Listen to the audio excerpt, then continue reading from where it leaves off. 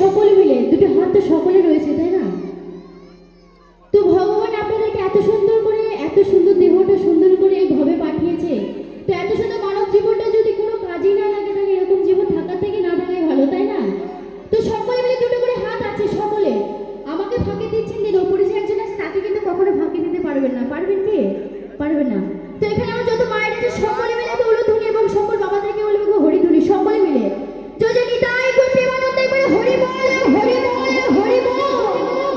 তো সকলে মিলে হবে তো নাকি একসাথে? হবে? হবে তো? সত্যি বলছেন? চলো।